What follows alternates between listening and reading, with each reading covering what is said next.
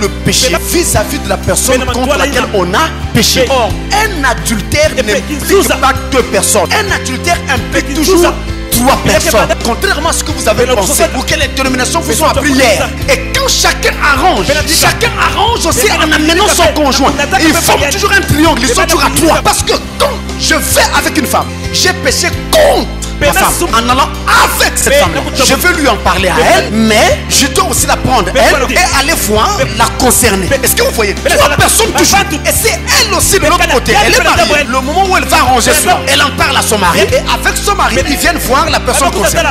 Voilà comment cela s'arrange. Père bien-aimé,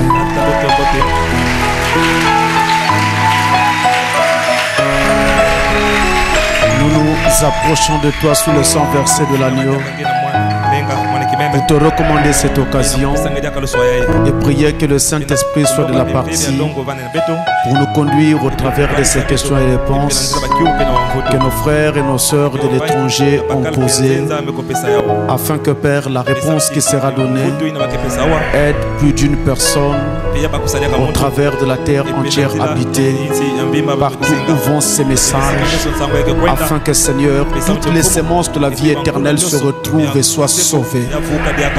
Nous croyons que tu vas le faire, alors que nous nous recommandons à toi sous le sang versé de l'agneau du calvaire, au nom de Jésus-Christ. Amen. Amen.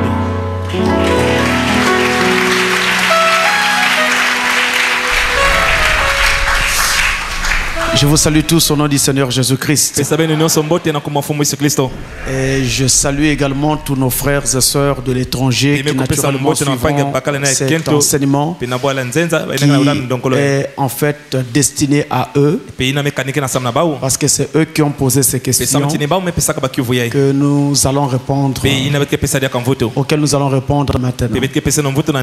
Comme d'habitude, chaque fois que nous faisons ces séances de questions et réponses, nous disons toujours que nous ne savons pas toutes choses, mais nous essayons de donner le meilleur de nous-mêmes. S'il arrive un endroit où nous ne savons pas la réponse, nous aurons le courage et l'honnêteté de vous dire que nous ne savons pas, et nous nous attendrons à Dieu afin qu'il nous le révèle. Tout ce que nous savons, nous allons essayer de vous le dire au mieux de nous-mêmes. J'ai confiance que le Saint-Esprit va nous aider. Alors, puisse le Saint-Esprit aider chacun au fur et à mesure que vous allez suivre ceci.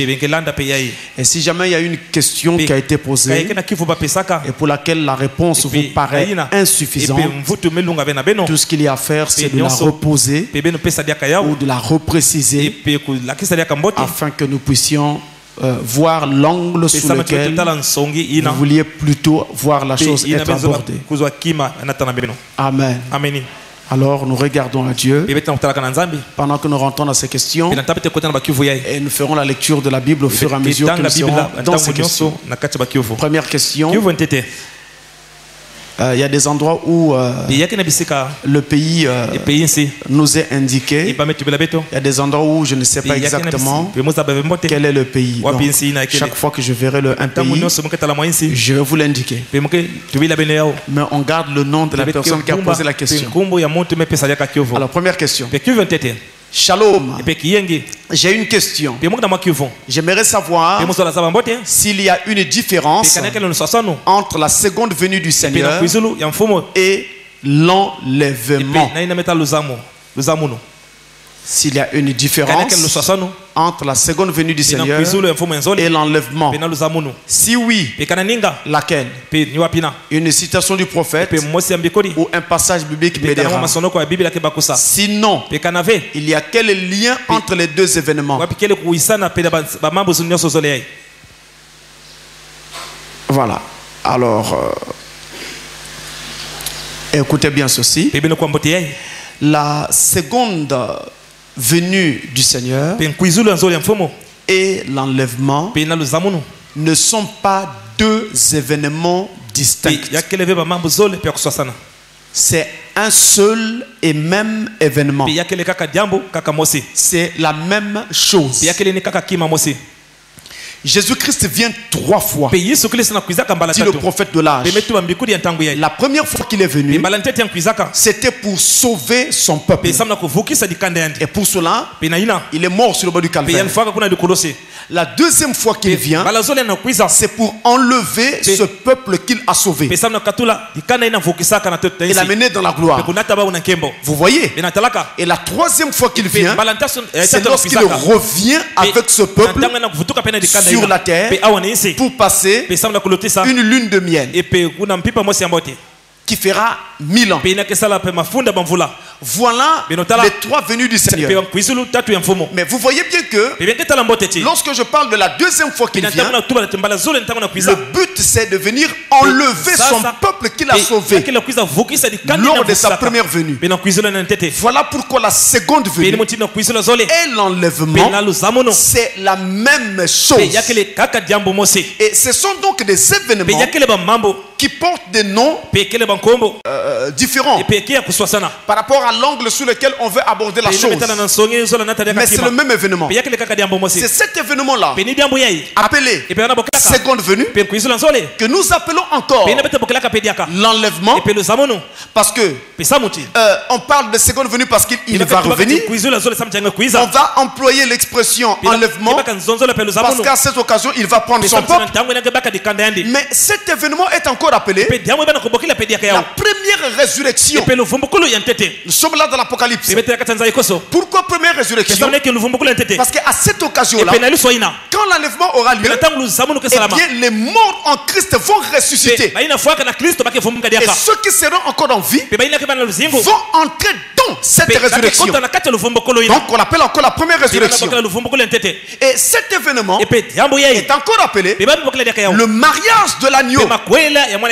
Parce qu'à cette occasion, Dieu, après avoir pris son peuple de la terre et l'avoir amené dans la gloire, ils vont y passer 3 ans et demi. Ces 3 ans et demi serviront aux noces de l'agneau. Et comme c'est cet événement-là qui va les amener là-haut, voilà pourquoi cet événement est encore appelé le mariage de l'agneau.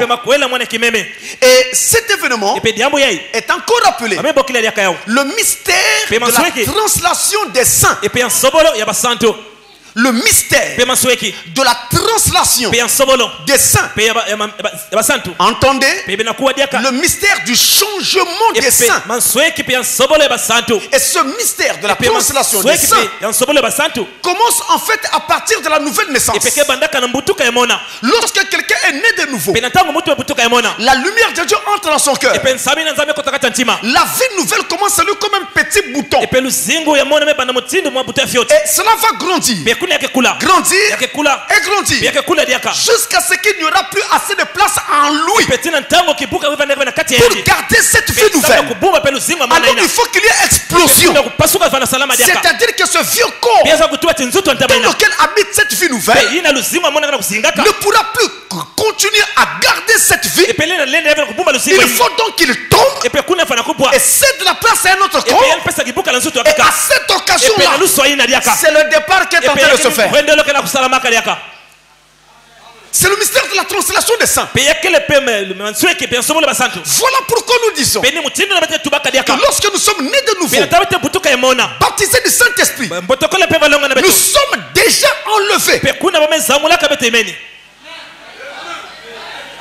Je veux dire en reprécisant, nous sommes déjà enlevés spirituellement parlant. Je veux encore dire, notre âme est déjà enlevée au-dessus du péché. Maintenant, tout ce qui reste, c'est le changement de ce corps. Et comme ce changement à l'intérieur de nous, c'est le point de départ qui va aboutir au changement de notre chair à la fin. C'est pourquoi on dit que ce mystère est un processus. L'enlèvement est un processus qui commence à la nouvelle naissance. Et donc en fait, si nous sommes déjà nés de nouveau, ce que nous attendons, ce n'est pas l'enlèvement, parce qu'il a déjà commencé à l'intérieur de vous. Mais ce que nous attendons, c'est le départ soudain et secret. instant allons-nous quitter la terre? C'est ça que nous ne savons pas. Et c'est ça que nous vivrons bientôt. Et ce mystère est encore appelé. Donc, je disais, la translation des saints, l'enlèvement, la première résurrection, le mariage de l'agneau et la seconde venue de Christ. Donc, toutes ces choses parlent de ce mystère que je viens d'évoquer. Une autre question. S'il vous plaît, pasteur, veuillez m'expliciter ce passage que je ne comprends pas tellement. Exposé des 7 âges de l'Église, page 35. Ah, ici, c'est que Frère Branham dit là-bas, qui est en train de lui causer quelques années. Exposé des 7 âges de l'Église, page 35. Il va citer. Là-bas, le prophète dit, le Dieu qui vient, il vient. Jésus vient. Celui qui est la parole. Le Dieu qui vient. Jésus vient. Celui qui est la parole. Est-ce que le prophète parle de la descente de la nuée ou de... Je ne sais pas. Que Dieu vous bénisse et qu'il pourvoie tous vos besoins. C'est lui qui signe. Merci. Eh bien, je voudrais que vous sachiez ceci. Et je voudrais le dire, la main sur le cœur. Jésus-Christ était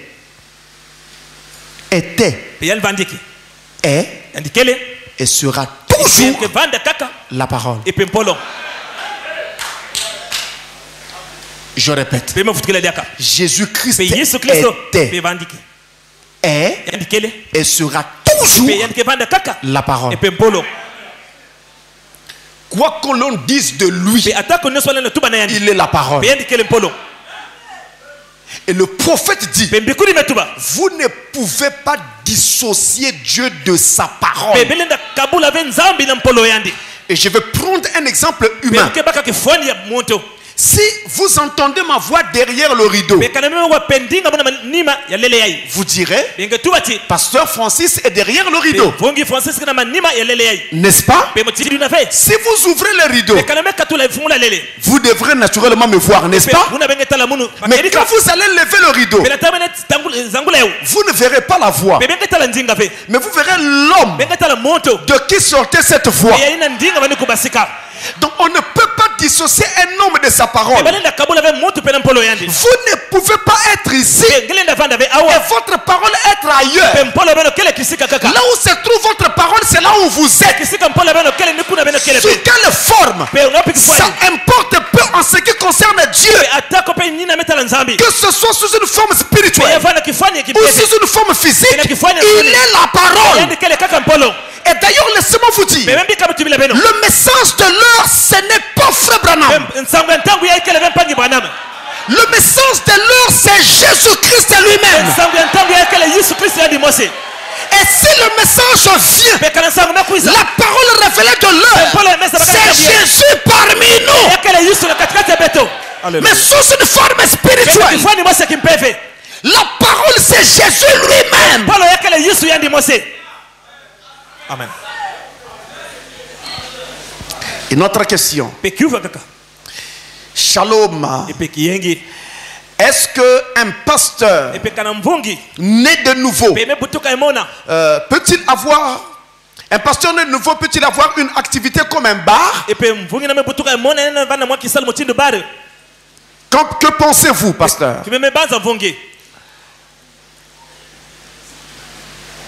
Est-ce qu'un pasteur né de nouveau peut avoir une activité comme un bar? Donc vous passez quelque part et on vous montre un bar. Et on vous dit que ce bar c'est pour le pasteur Enkel.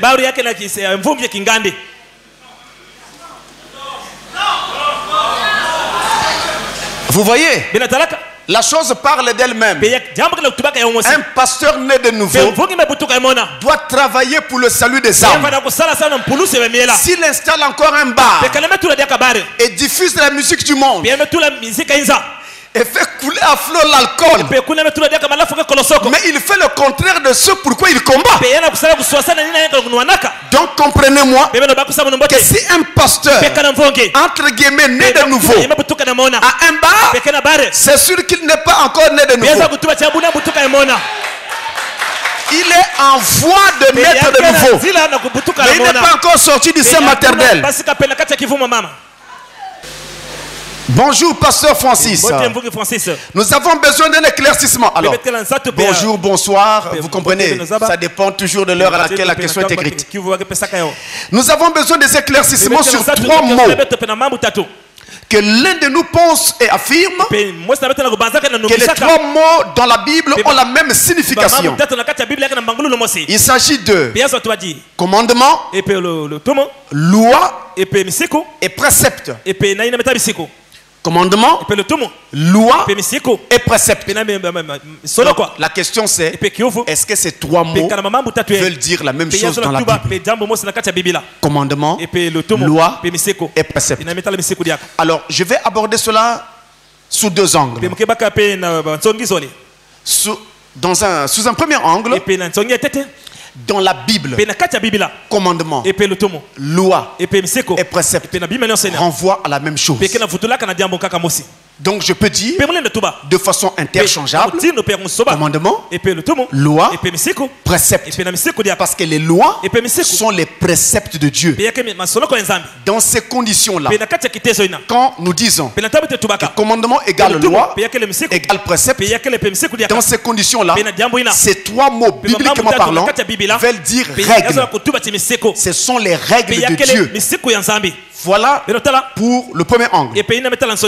Dans un deuxième angle, sous un deuxième angle, ces 3 mots ne veulent pas dire la même chose.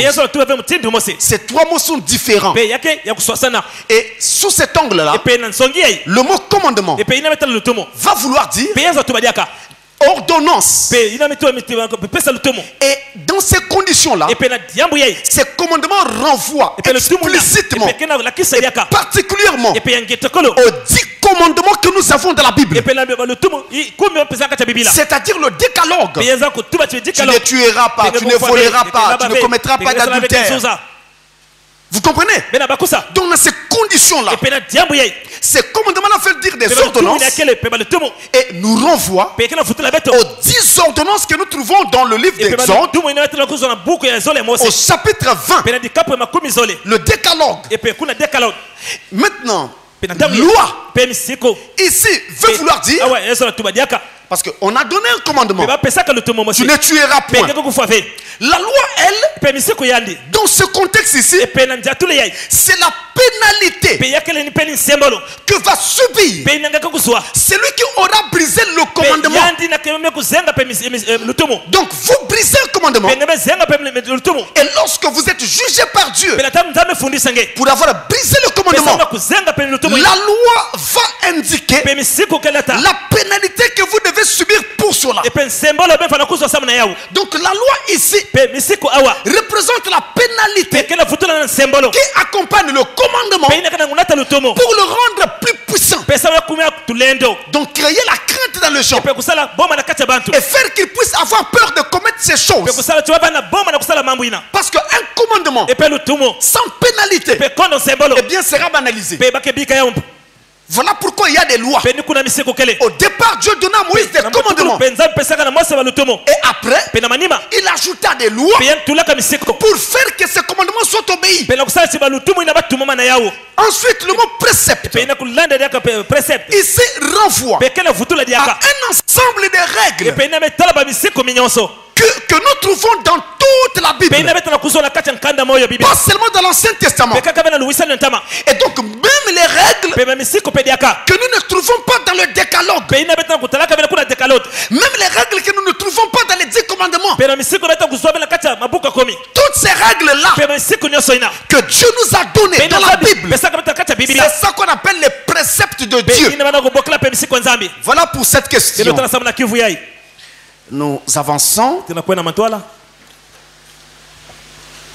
Ici, c'est une salutation adressée par un frère depuis le depuis le Sénégal.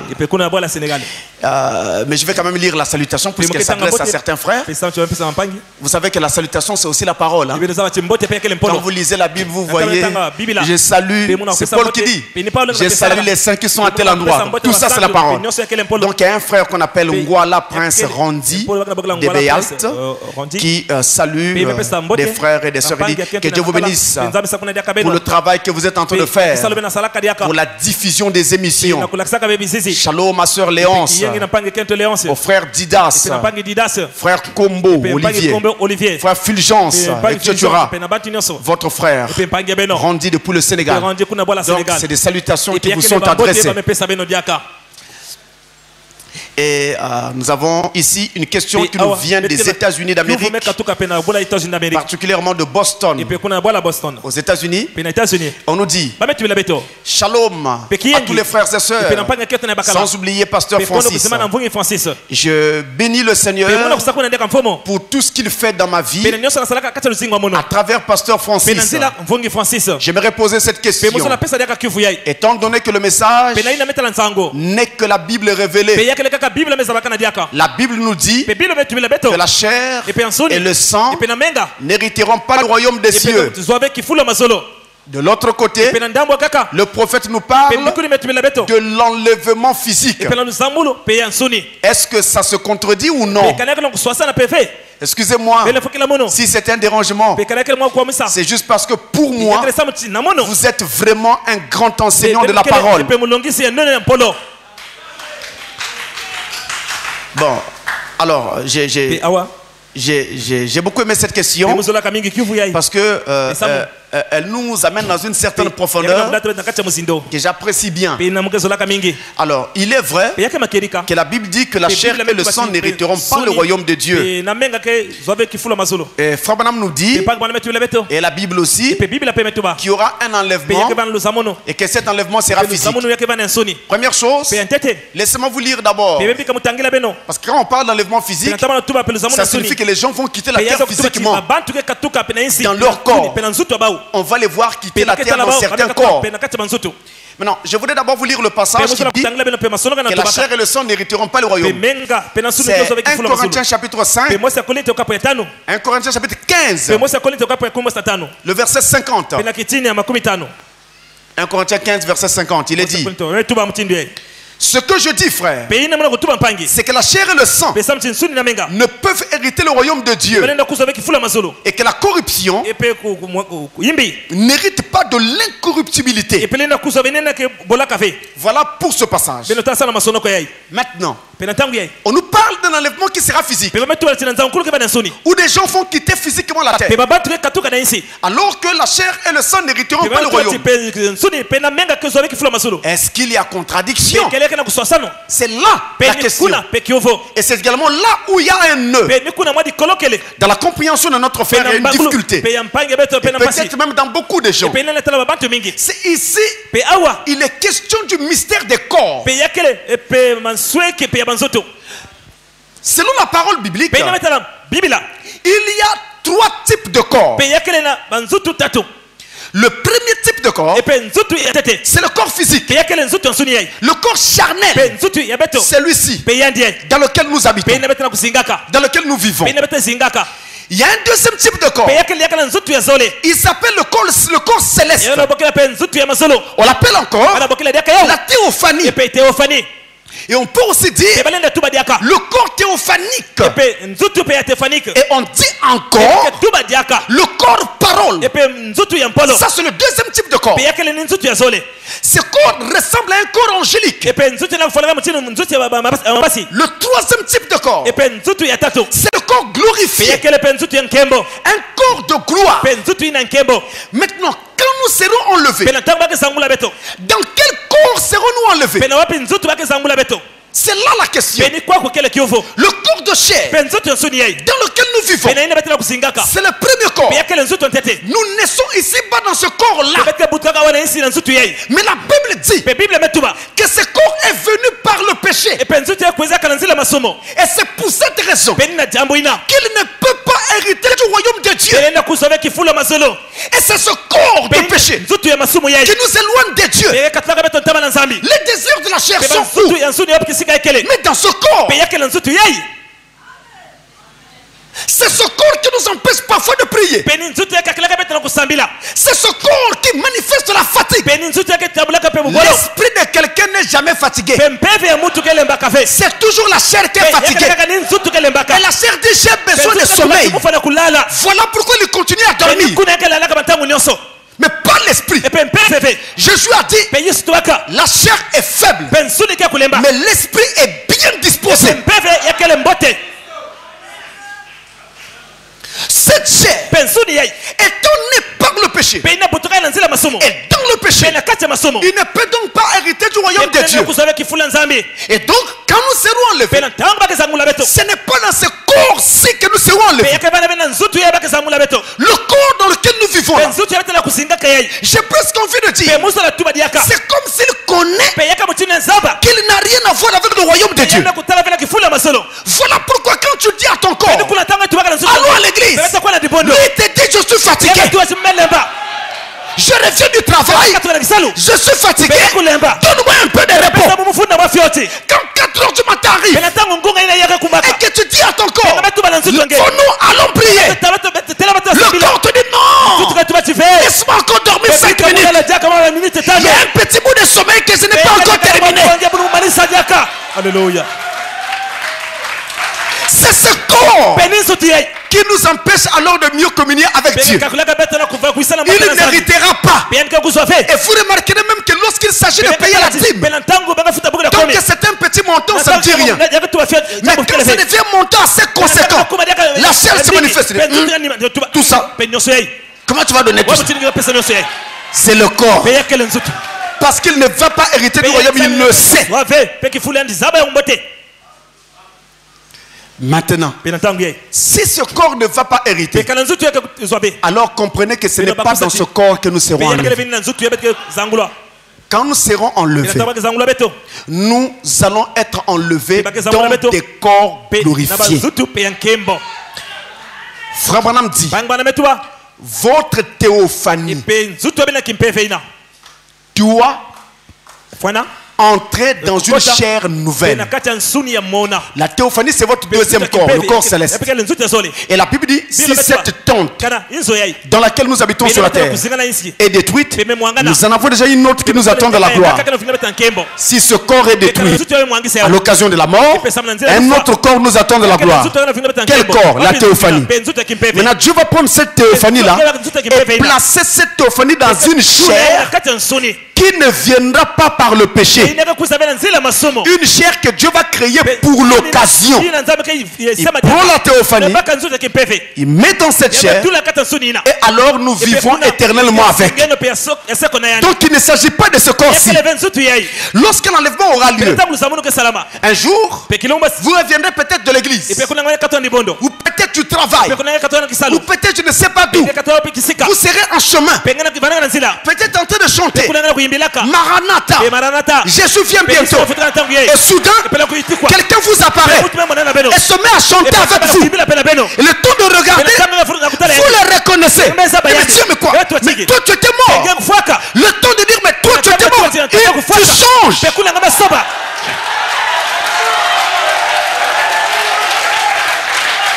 Et quand tu changes, tu rentres de la théophanie. Et la théophanie doit revêtir le corps de gloire. Et vous rentrez de la gloire. Donc c'est le corps glorifié. Ça sera un corps de chair, mais qui ne connaît pas le péché et qui ne naîtra pas par le péché. Et je crois que nous serons ce corps-là. Alléluia. Toute personne qui est déjà baptisée du Saint-Esprit arrivera là. Alléluia. Vous voyez maintenant la différence avec les dénominations. Quand au lieu de vous apporter la parole, ils sont là en train de traînasser avec les choses de la terre. Mais comment aurez-vous la foi de l'enlèvement si vous ne savez pas ce à quoi il faut s'attendre? Au lieu de donner la parole aux gens, vous leur parlez de biéramicine. Mais le mot biéramicine n'existe même pas en français. Au lieu de donner la parole, vous leur parlez de Tsuntsani. Ça n'est pas dans la parole. Ça n'est même pas en français le mot là. Et d'ailleurs, la manière dont on pratique ça, ce n'est plus l'esprit de la Bible.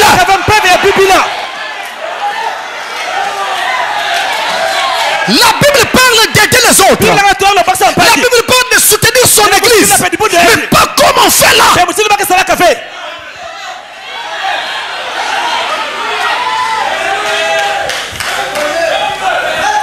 C'est le corps glorifié.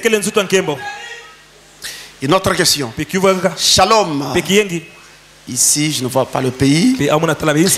J'aimerais savoir pourquoi le pasteur Francis n'est sur aucun des réseaux sociaux. Ce qui peut permettre à nous qui vivons à l'étranger de pouvoir échanger avec lui.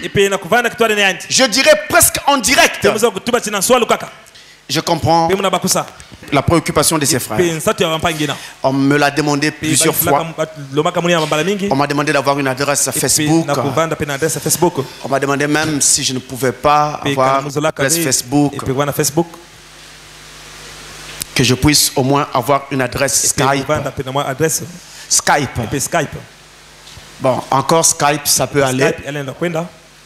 Parce que je crois que ce n'est vraiment pas un réseau social, à ce que je sache. À ce que je sache, c'est quelque chose qui vous permet simplement de communiquer presque gratuitement via l'Internet. Alors à cause de cela, j'avais donc trouvé une adresse Skype. Et naturellement, si vous me fouillez sur Skype, vous allez me trouver parce que là, vous pourrez parler avec moi directement à partir de Skype. Surtout que si vous avez une webcam, ça y est sur la plupart des ordinateurs. Donc quand vous parlez, on se verra. Donc voilà au moins pour ça. Maintenant, à propos des réseaux sociaux eux-mêmes, je dois dire que les réseaux sociaux, dès le départ, c'était un concept qui pouvait vraiment faire beaucoup de bien aux gens, qui pouvait vraiment beaucoup aider. Mais comme le monde est déjà corrompu, alors la corruption du monde a gagné ces réseaux sociaux et c'est devenu des réseaux où se passe la plus grande licence du monde. Un désordre, en tout cas, qu'on ne peut plus évoquer sur ces réseaux sociaux. Je me rappelle, moi-même personnellement, j'étais sur un réseau qu'on appelait... Bon, j'en parle clairement. J'étais sur un réseau qu'on appelait Netlog. C'est un de mes frères qui m'avait amené sur ce réseau, un de mes cadets. Et j'étais sur ce réseau-là. Mais je vous dis, mes frères, j'ai fait l'objet de toute, comment on va dire ça, c'est-à-dire j'ai été, comme on dit, c'est parce que le mot est français, j'étais vraiment dragué. Pardonnez-moi le terme, si ça ne convient pas. Sur ce réseau-là, c'était terrible. Des femmes de presque tous les pays. Ça venait du Sénégal, ça venait de la Côte d'Ivoire, ça venait du Zimbabwe, ça venait du Rwanda. Une fois, j'ai reçu une demande de la Russie. Une autre fois, des États-Unis d'Amérique. Et ce qui avait fait déborder le vase, vraiment assez quand même ulcéré, c'est une jeune fille. Elle voulait tellement de moi. Alors qu'est-ce qu'elle fait? Quand elle fait sa demande, elle poste sa photo sur mon adresse. Elle était nue, totalement. À partir de là, je me suis dit, c'est très dangereux. Parce que vous voyez, si on peut faire des choses comme ça en cachette, et que les enfants de Dieu, devant leur ordinateur, peuvent se mettre à naviguer, à faire des choses de ce genre, on ne sait pas toujours jusqu'où Satan peut nous amener. C'est pourquoi j'ai préféré quitter ces histoires-là. Si quelqu'un veut parler avec moi, je donne mon numéro de téléphone. Il y a des gens aux États-Unis qui m'ont demandé mon numéro de téléphone. Je sais qu'ils sont à l'étranger. Je leur ai donné mon numéro de téléphone direct. Et ils m'appellent quand ils en ont besoin. J'ai aussi donné mon numéro de téléphone aux gens qui sont En Russie. Il y en a aussi qui sont en... Comment tu appelles ce pays? En Finlande. Je crois aussi la Norvège. En France, il y en a plein. Donc je vais donner mon numéro de téléphone direct. Donc s'ils veulent me joindre de façon directe, il suffit qu'ils en fassent la demande. Nous passons le numéro de téléphone et ensuite ils peuvent me joindre. Et qu'est-ce que nous faisons? En général, quand eux ils appellent depuis ces pays-là, ça leur coûte cher. Donc nous leur demandons, ils font juste signe, ils coupent et nous rappelons. Parce que quand nous on rappelle, le prix est meilleur que lorsque eux ils tiennent toute la conversation. Voilà ce que nous faisons. Mais il y a des pays avec lesquels quand c'est nous qui appelons, ça passe difficilement. Ça c'est un constat que j'ai fait. Ça passe vraiment difficilement. C'est beaucoup mieux que eux. Ils appellent. C'est le cas que je suis en train de vivre par exemple avec la Russie. Hier je crois j'ai reçu un appel de la Russie. Et quand j'essaie de rappeler, j'ai du mal, ça passe pas. Mais pourtant les pauvres veulent parler avec moi. Bon, voilà un peu les difficultés que nous pouvons rencontrer. Mais s'ils demandent le numéro de téléphone, nous donnons ce numéro-là. Parce que notre but, c'est d'être au service des enfants de Dieu et de leur apporter le conseil de Dieu au moment où ils en ont le plus besoin. Donc voilà ce que nous pouvons faire. Et en dehors de cela, j'ai une adresse Skype que vous pourrez également demander et que notre webmaster peut alors vous transmettre. Et vous pouvez alors me contacter à partir de cette adresse Skype. Et où que je sois, à n'importe quelle heure de la journée, je peux recevoir un appel venant de Skype. Parce que je l'ai aussi mis dans mon mobile que j'ai toujours avec moi. Donc à n'importe quel moment, je peux avoir un appel venant de Skype. Il n'y a aucun problème. Voilà donc pour aider tous ceux qui veulent parler avec moi via ces réseaux sociaux. Alors, c'est un peu cela. Une autre question. Ma question est de savoir si la maladie a une place dans la foi avec la vision que vous défendez. Merci. Il dit, je suis à Dakar. Donc là encore, ça vient du Sénégal. Alors voilà, pour cette question, nous allons vous dire ceci. Premièrement, Dieu ne prend pas plaisir à nous voir malades. Ça n'a jamais été un plaisir pour Dieu. Et donc, depuis le départ, le souhait de Dieu, ce n'est pas de nous voir malades. C'est la première chose. Chaque fois que vous êtes malade, rappelez-vous, c'est le diable qui vous rend malade. Actes des Apôtres chapitre 10, le verset 28. Jésus guérissait tous ceux qui étaient sous l'empire du malin. Sous l'empire. Donc c'est le diable qui nous rend malade. La maladie vient du diable. Maintenant, il se trouve aussi que même si Dieu ne prend pas plaisir à nous voir malades, la troisième chose c'est que il arrive aussi que Dieu utilise la maladie pour nous tester, nous mettre à l'épreuve et tailler en nous un caractère. Voilà ce que Dieu peut faire. Lorsqu'il arrive parfois qu'il soit derrière une maladie, c'est pour tailler notre caractère. Parce que tout fils qui vient à Dieu doit être éprouvé. S'il n'est pas éprouvé, c'est un enfant illégitime. Une autre question. Bonjour. Ma question s'adresse au pasteur Tinona. Pasteur, oui, ça a été posté sur le site. Pasteur, dans Matthieu 2, verset 1, parlant de la naissance de Jésus, j'aimerais comprendre la signification de l'arrivée des trois mages. Car connaissant la définition des mages, quel est le rapport entre ces mages et Jésus, fils de Dieu? Puisque ces derniers sont athées, des incrédules. Leur croyance se relève de la magie et de la divination. Autrement dit, comment Dieu peut prendre des gens qui pratiquent de la magie pour venir reconnaître le Fils de Dieu? Quel est le rapport qu'il y a entre ces gens, serviteurs de Satan entre guillemets, et le Fils de Dieu, Jésus? Écoutez bien, ces gens étaient des athées, vous avez raison. Oui, ils étaient des athées, des incrédules, parce qu'ils ne croyaient pas en Jéhovah. Ça, vous avez raison. Ils se trouvaient même d'ailleurs à Babylone, un pays athée et païen. Donc vous avez raison quand vous dites qu'ils sont athées. Mais il y a aussi une autre donnée qu'il faut considérer. Pour être athée, ils l'étaient. Mais ils étaient aussi des scientifiques.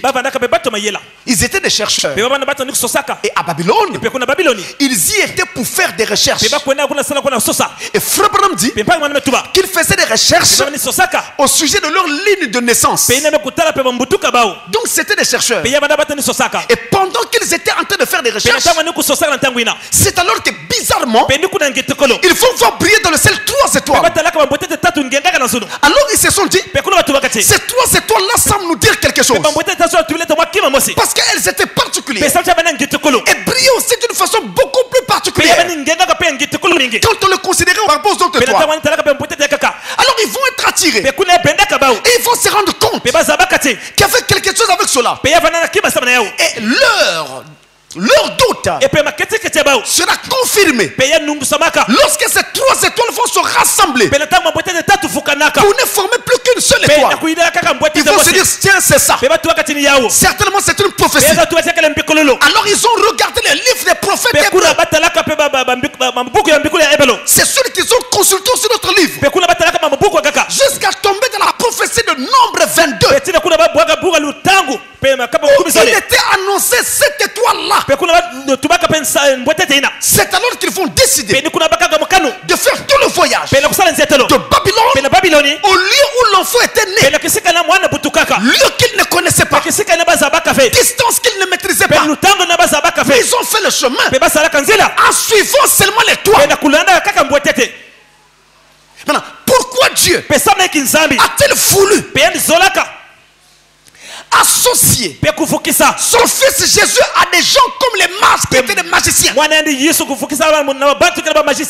je veux que vous compreniez que les mages n'étaient pas à proprement parler des magiciens. On les appelait mages.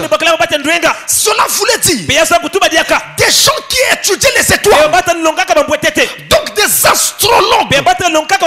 C'est pourquoi j'ai dit qu'ils étaient des scientifiques. Mais ce n'étaient pas des gens qui pratiquaient la magie noire comme on la connaît aujourd'hui. Ce n'est pas cela le cas. Mais pourquoi Dieu a voulu s'associer à eux? Il y a eu des prophéties dans la Bible qu'il annonçait. Nous allons dans Ésaïe chapitre 65, verset 1. Ésaïe 65 verset 1. Il est dit,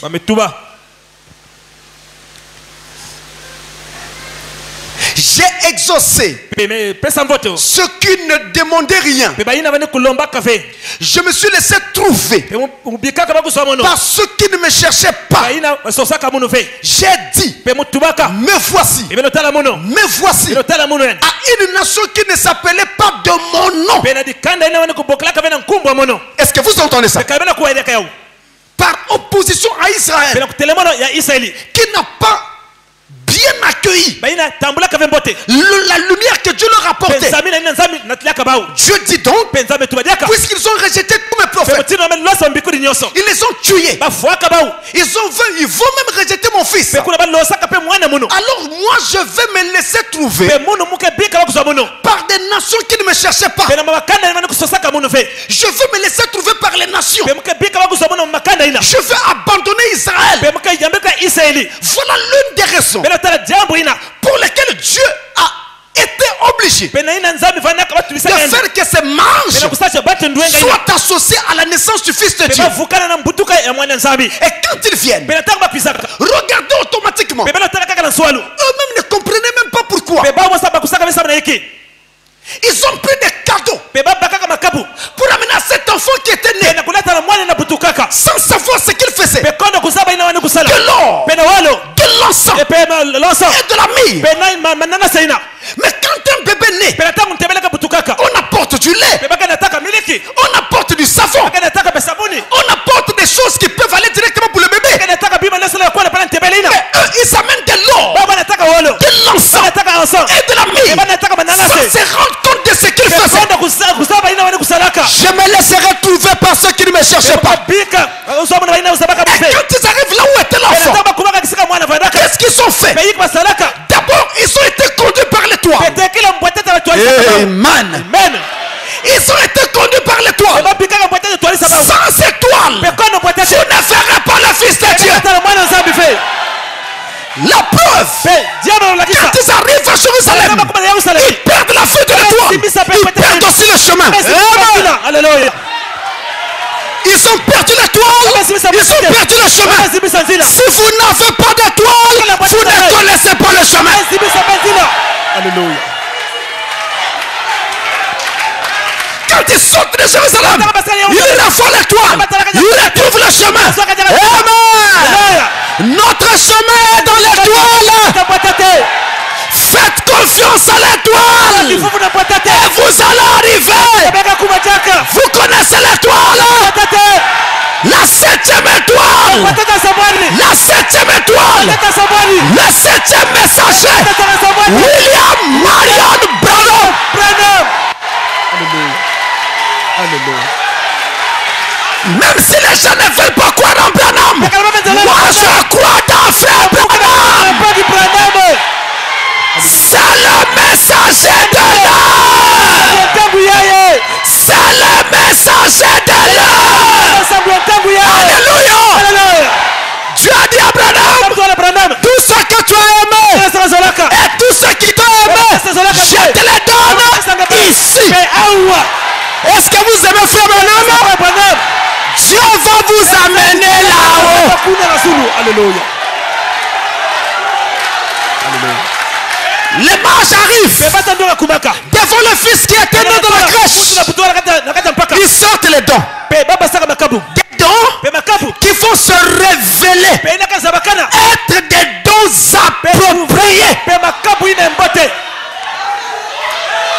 Des dons qui vont se révéler être des dons appropriés de l'or, de l'encens et de la myrrhe. L'identification du ministère de cet enfant qui était né. L'or parle de la divinité, l'encens parle du service, la myrrhe parle de la mort. Ils indiquaient que cet enfant que vous voyez, c'est Dieu lui-même dans la chair humaine, en service pour la mort à la croix de Golgotha. Alléluia. C'est pourquoi le but de la mission de Jésus, c'était de monter à la croix. Amen. Amen. Quand il monte à la croix, les gens ont dit, mais pourquoi il ne se sauve pas lui-même? Il a fait des miracles, il a sauvé les autres, mais qu'il se sauve lui-même? Oui mes frères, il avait la possibilité de se sauver lui-même. Mais s'il l'avait fait, toi tu ne serais pas sauvé. Mais en ayant accepté la mort, aujourd'hui, tu peux recevoir le Saint-Esprit. Alléluia. Dieu a choisi les mages. Ils étaient 3. Amen. Ils étaient 3. Alléluia. Ils étaient 3. Ils venaient des nations. Ce n'était pas des juifs. 3, c'est le chiffre de la vie. Il y a des gens parmi les nations qui sont prédestinés à la vie éternelle. Et ces gens-là, alléluia, je les vois ici maintenant. Je les vois ici. Je les vois aussi à l'étranger. Alléluia. Alléluia.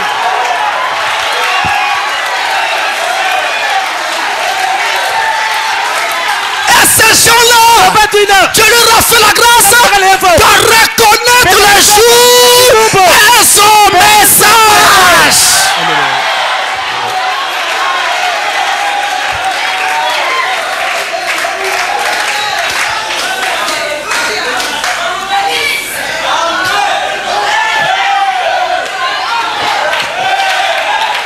C'est une grâce. Nous, hommes des nations, des gens qui ne cherchaient pas Dieu, des païens, des adorateurs d'idole, mais Dieu nous a sortis de là et nous appelle comment? L'épouse de Christ. Croyez-moi, c'est ça la lumière, c'est ça la vérité, et c'est ça qui sauve. Alors je coupe pour terminer. Une autre question. Ici aussi je ne vois pas le pays, mais j'ai le nom de la personne et tout. Il y a parfois aussi des adresses mail parfois, mais je ne cite pas cela. Ah, bonjour pasteur, que Dieu vous bénisse.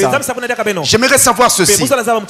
Est-ce que la femme peut intercéder du haut de la chair? Non. Avec un N capital. Non.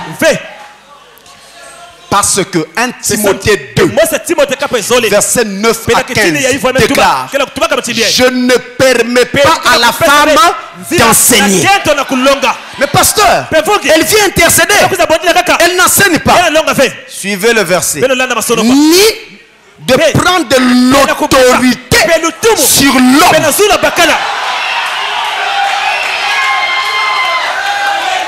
Quand quelqu'un vient prier à l'autel, on dit quoi? Inclinons nos têtes, nous allons prier. Mais vous rentrez sous l'autorité de celui qui prie. C'est interdit. Et vous ne verrez nulle part dans la Bible un endroit où une femme conduit une prière. Je sais qu'aujourd'hui les gens ont beaucoup de zèle dans les dénominations, mais c'est un zèle mal placé. C'est une danse religieuse autour du veau d'or.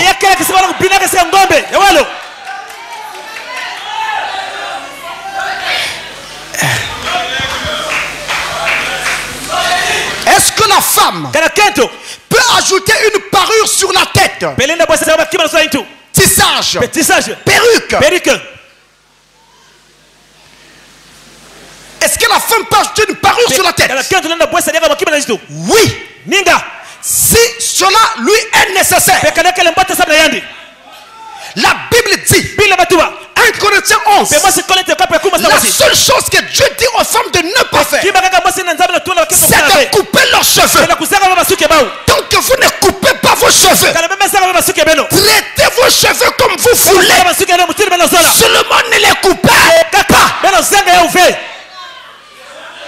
Est-ce que c'est clair? Et notez que il n'y a pas que les Africaines qui mettent des perruques sur la tête. Même les blancs les blancs aussi mettent des perruques sur la tête. Autre chose, à l'époque de Frère Branham, il avait une calvitie. Et il portait quoi? Un postiche. S'il était une femme, on allait l'appeler perruque. Maintenant vous me direz, non pasteur, dans le cas de Frère Branham, il avait une calvitie.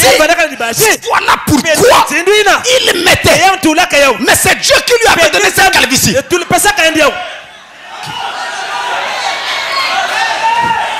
Pourquoi il voulait s'opposer?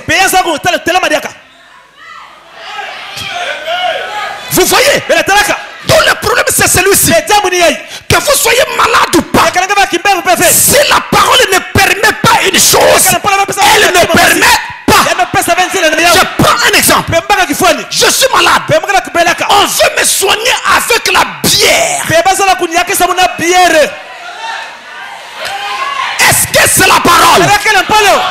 Quand tu prends la bière, tu avales. Tu n'as pas péché.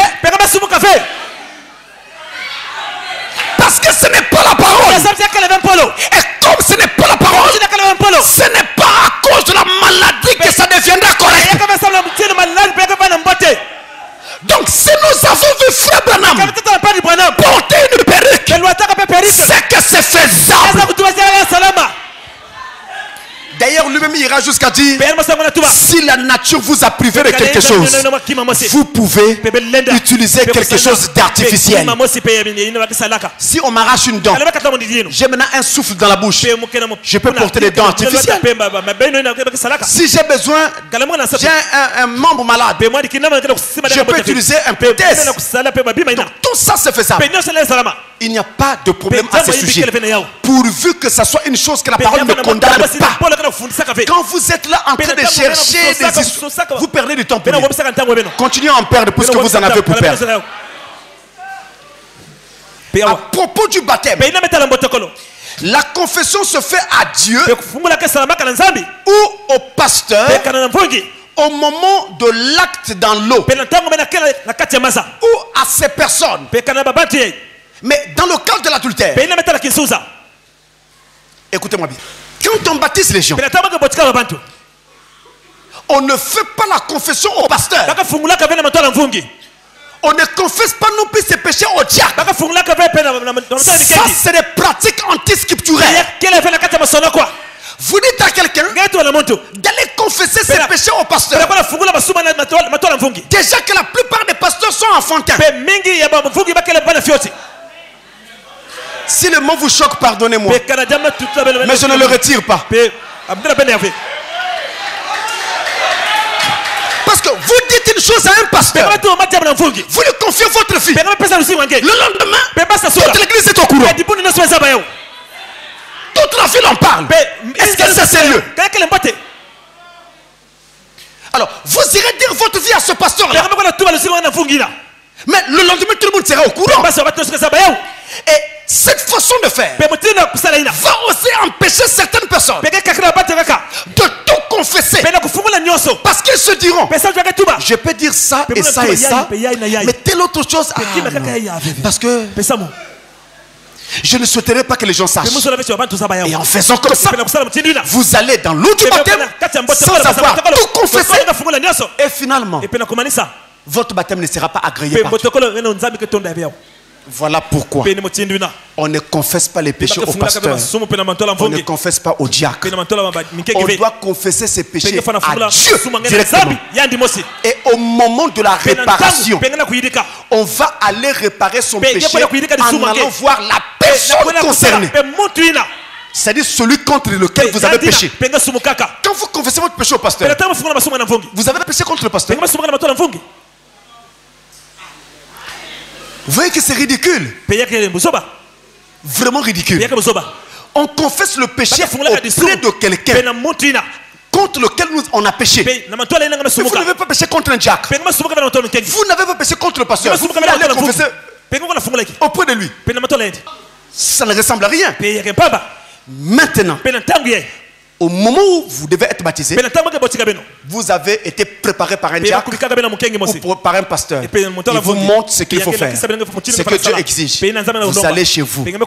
Ou si ça doit se faire le même jour, on vous envoie dans une pièce à part. Vous rentrez dans cette pièce-là et vous vous mettez à confesser vos péchés. Et quand on a fini, eh bien, vous pouvez maintenant être baptisé. Au moment du baptême dans l'eau, on ne vous pose qu'une question, sinon deux. Acceptez-vous le Seigneur Jésus-Christ comme votre sauveur personnel? Si vous dites oui, on vous baptise. La seconde question qu'on peut poser, en tout cas c'est facultatif, la première est obligatoire, mais la seconde elle n'est pas obligatoire, on peut la poser. Il s'agira donc de demander, est-ce que vous vous êtes repenti de tous vos péchés? Et quand la personne dit oui, alors on dit dans ce cas, je veux te baptiser sur la base de ta confession. Quelle confession? Le fait d'avoir dit oui, j'accepte Jésus-Christ comme mon sauveur personnel. Si vous voulez voir ça clairement, regardez Actes des Apôtres chapitre 8. Quand Philippe va baptiser l'eunuque éthiopien, l'eunuque voit l'eau et dit à Philippe, voici de l'eau, qu'est-ce qui empêche que je sois baptisé? Pour cette question-là, qu'est-ce qui empêche que je sois baptisé? Philippe lui dit, rien, si ce n'est qu'une chose. As-tu accepté Jésus-Christ comme ton sauveur personnel? Il le dit, si tu acceptes Jésus-Christ comme ton sauveur personnel, voilà de quelle manière il le dit. Il dit, dans ces cas-là, il n'y a pas d'objection, je te baptise. Et il a été baptisé. Dans le cas de l'adultère, lorsqu'il y a un adultère, je prends un exemple. Moi, je vais avec une femme qui est mariée. Et maintenant, après, il faut que je confesse ce péché. C'est moi l'homme qui suis allé avec une femme mariée. Que moi je sois marié ou pas. Lorsque je dois confesser ce péché, je n'ai pas à aller voir le mari de cette femme. Il ne faut jamais faire des choses pareilles. Si vous essayez, vous ne sortirez pas d'un seul morceau.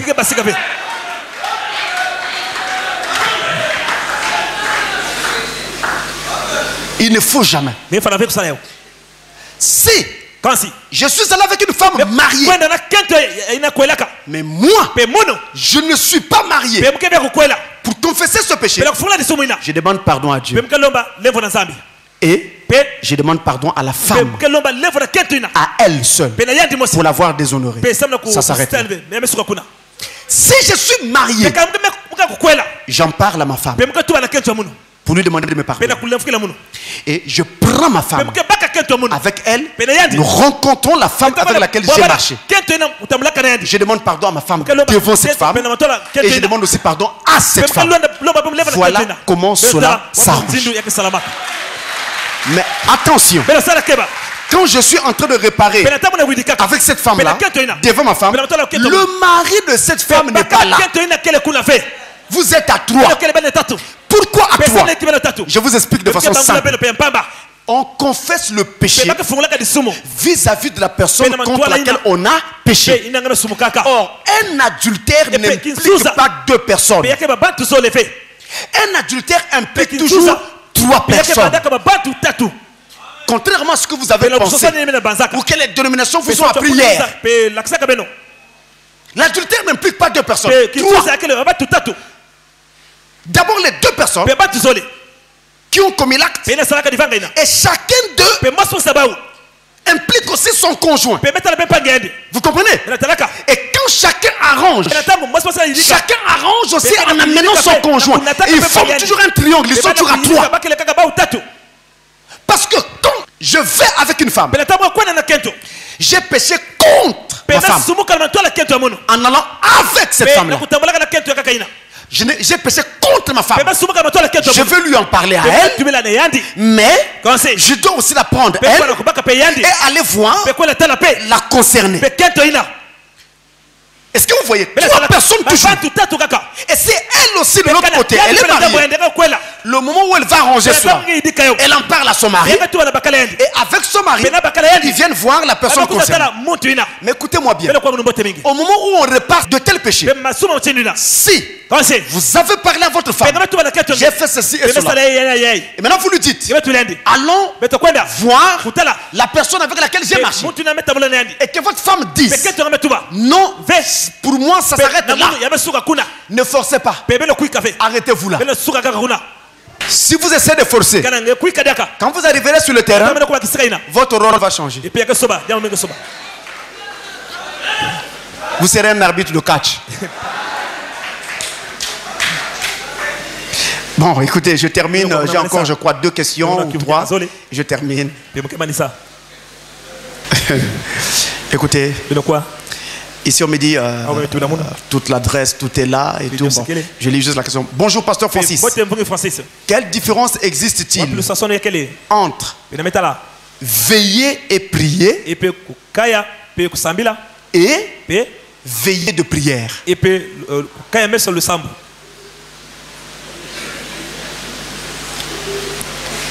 Bon, il y a une autre question à celle-là qui se rattache à celle-là et que je pourrais prendre prochainement. Bon, je m'arrête d'abord à veiller et prier. Veiller et prier signifie surveiller l'accomplissement des prophéties bibliques dans une attitude de prière. Ça, c'est veiller et prier. Donc, nous regardons comment le monde et nous surveillons l'accomplissement des prophéties bibliques.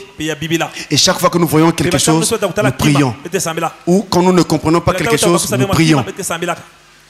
Maintenant, veillée de prière, cela signifie une nuit de prière. Vous passez toute la nuit en train de prier pour un sujet ou pour un autre, selon que vous êtes conduit. Alors, je termine par cette question-ci. Bonjour, pasteur. Je suis un frère haïtien. Ça vient de Haïti. Vous connaissez Haïti, non? Je suis un frère haïtien. J'ai suivi une émission sur Canal 7. Vous voyez que on ne s'arrête pas qu'à Pointe-Noire. Canal 7 est dans le monde entier. Amen. Mais ça est là, non? Mais c'est pas moi qui dis. C'est suivi en Haïti. J'ai suivi une émission sur Canal 7. Comment naît une église? Via Internet. Je voudrais poser quelques questions au pasteur Tinona y concernant sur ce sujet. Si un frère dans une assemblée, Dieu le conduit à aller quelque part dans une autre ville, il évangélise et un groupe de gens croient, une église est créée, est-ce qu'il devient automatiquement pasteur de cette église ou doit-il faire un vote dans l'assemblée? Si oui, est-ce que c'est son pasteur qui doit venir le faire? Ou bien est-ce que ce frère doit simplement remettre cette église à son pasteur? Écoutez bien. Vous allez quelque part. Et puis une église naît. Lorsque cette église naît, si vous avez un ministère, normalement, vous devenez automatiquement le pasteur de cette église. Sauf si vous-même, vous ne le voulez pas. Sinon, automatiquement, vous êtes le pasteur. Et à votre sujet, il n'y a pas de vote à faire. Mais quand on élira un pasteur assistant, on fera un vote. Mais on ne peut pas voter sur vous. Vous êtes le fondateur. Maintenant, si vous-même vous ne le voulez pas, même si vous avez un ministère, en ce moment-là, vous allez donc demander à quelqu'un d'autre de venir prendre cette église. Ou vous demandez à votre pasteur d'envoyer quelqu'un. Ou alors, on va envoyer quelqu'un qui va travailler pendant un moment. Et après, l'église fera un vote quand d'autres ministères vont naître pour choisir qui va les conduire. Mais si vous n'avez pas de ministère, automatiquement, vous ne pouvez pas être le pasteur de cette église. Donc vous devez appeler votre pasteur et lui dire qu'une église est née. Maintenant, ça sera à lui de gérer cette église. Soit en envoyant un pasteur la conduire pendant un moment, ou en venant lui-même de temps en temps, ou pendant un long moment, jusqu'à ce que naisse d'autres ministères, et que l'église fasse un vote pour choisir qui sera son pasteur désormais. Voilà comment cela doit se faire. Maintenant, on pose une autre question. Est-ce qu'un pasteur peut être pasteur de plusieurs assemblées? Oui. Oui. Frère Branham était le pasteur du Branham Tabernacle. Mais Frère Branham était aussi le pasteur de Tucson Tabernacle, là où était Billy Green. Et quand il prêche là-bas, quelle maison me bâtirez-vous? Il dit, ici c'est mon église. Billy Green était son enfant. Vous comprenez? Et normalement, un évêque est le pasteur des églises sur lesquelles il est évêque. Mais ces églises-là ont un pasteur qui conduit, un conducteur. Mais l'évêque est leur pasteur. Vous comprenez? Donc, les conducteurs dans ces églises-là sont des associés de l'évêque. Mais le pasteur évêque ne doit pas oublier la souveraineté de chaque église locale. Chaque église doit rester souveraine. En Haïti, On parle souvent de l'assemblée mère, de l'assemblée fille. Qu'en pensez-vous? Merci, que Dieu vous bénisse. Son nom. Merci mon frère. Assemblée mère, assemblée fille, c'est la parole. C'est en ordre. Voici Soleil couchant tabernacle. Je prêche ici. Et demain, un ministère naît ici. Ce ministère va prêcher à Dolisie ou dans un autre pays. Une église naît. Cette église qui naît là-bas, elle est une église fille par rapport à celle-ci. Mais en fait, dans le message, on n'utilise pas en fait le terme église fille.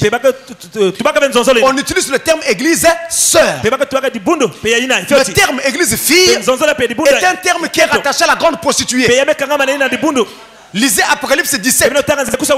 Où de cette grande prostituée est sortie des filles, des églises filles qui ressemblent à leur mère.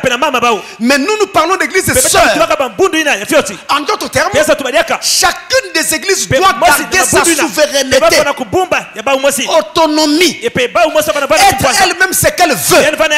Mais nous n'oublions pas qu'il y a un lien de collaboration entre nous. Parce que le pasteur qui conduit là-bas est brebis du pasteur de l'église initiale. Donc on parle d'église mère et d'église sœur. Voilà comment cela se dit et se comprend dans le message. Que le Seigneur vous bénisse et qu'il bénisse tous nos frères à l'étranger. Que Dieu soit avec eux et puisse bénir leur vie et toutes leurs activités. Amen. Alors nous allons nous remettre au Seigneur. Je regarde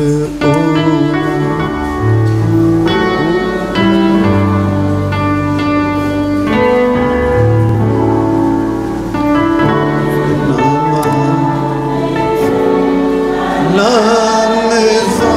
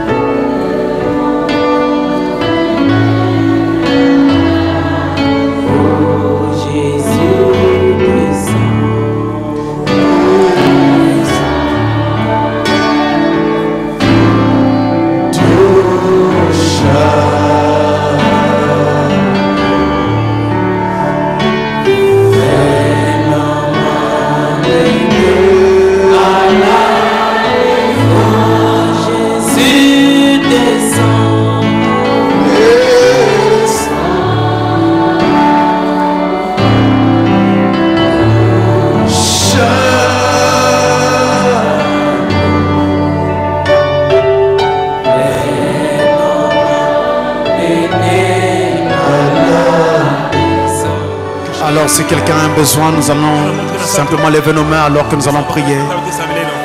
Et là, à l'étranger, si quelqu'un a aussi un besoin pendant que cette prière est en train de monter, alors vous levez seulement votre main là où vous êtes. Et Dieu va vous accorder l'objet de votre demande. Dieu, notre Père Céleste,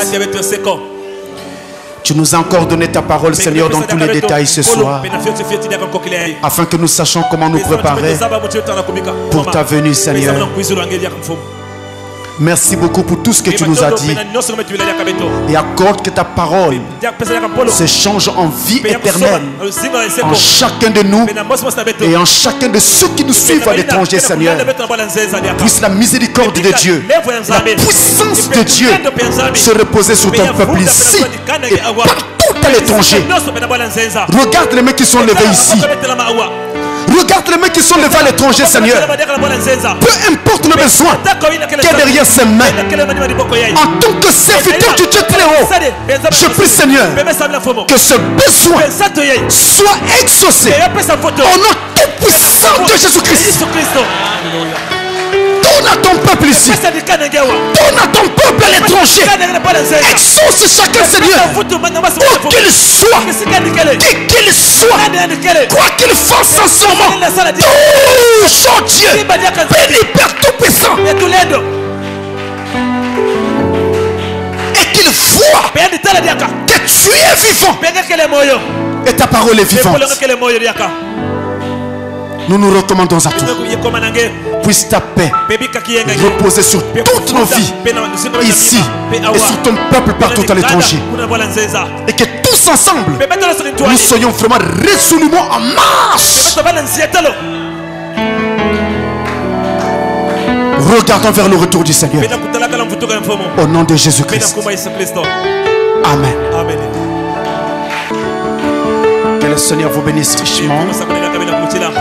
Qu'il bénisse aussi tous nos frères à l'étranger. J'ai voulu enregistrer ce message ici parce que mon quartier général, c'est ici. Et c'est ici que donc sont enregistrées toutes les bandes qui vont alors partout dans l'étranger, comme Frère Branham le faisait à son époque. Que Dieu vous bénisse. Rentrez dans sa paix.